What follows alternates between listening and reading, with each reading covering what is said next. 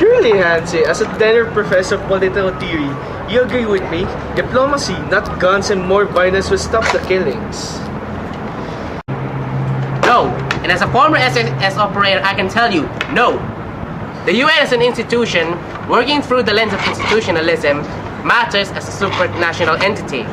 But the caveat is, does it work for preventing genocide? The answer would be yes, if the UN implemented, with sufficient force, Chapter 7 of the UN Charter. Or even better, allowed peacekeepers to have standing orders or rules to protect civilians using deadly force.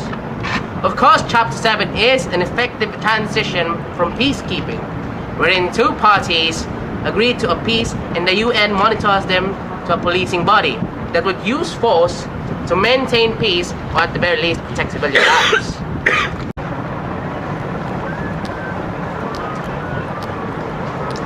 Getting anyone to sign up with Chapter 7 is difficult politically and logistically. A standing rule to fight would be even harder. Diplomacy is easier to implement and agree upon. Diplomacy won't save refugees or civilians when militias come to go and kill them for genocide. You need Chapter 7 and its more aggressive provisions in place to stop the killings, or a standing rule or regulation having peacekeepers protect civilian lives using deadly force. I disagree. Chapter 7 is not needed. It's too aggressive. A refugee protection program, like the establishment of safe zones, distribution of aid, as well as leveraging considerable diplomatic influence, brings conflicts to an end. Bosnia is a good example. Under Resolution 836, we established safe zones with the understanding that warring factions should stay out. This, coupled with international pressure, forced the Serbs into agreeing into a ceasefire. It's how the system works in stopping genocide. Do we? As an officer in those peacekeeping operations, I can tell you we had no such luck. We were poorly armed and had restrictive rules of engagement, which meant we couldn't even maintain peace and security in our so-called safe zones. We're dying, and we didn't have the force to stop it.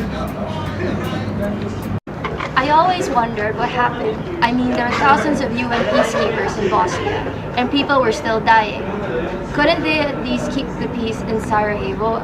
I never thought I would have to patch up so many bullet wounds. Those were a few isolated incidents, don't you see? The UN was able to negotiate ceasefires and establish safe zones. The Serbs needed to listen to us. They had no choice. We're, after all, working for the greater good. Do we? The paramilitary units of the Serbs, such as the Serbian Volunteer Guard or Arkansas Tigers, killed civilians and dumped them in mass graves. Or worse, threw Muslim Bosnian women in rape camps. I don't think they cared for common good, or what the UN was doing. They were, after all, doing whatever they wanted. I think your institutionalism framework doesn't work. Besides, they did attack us numerous times, UN ceasefire or not. Have you ever had to fly into an airport with snipers flying at your plane? Then to cap it off, have you ever had to drive through sniper alley in Sarajevo?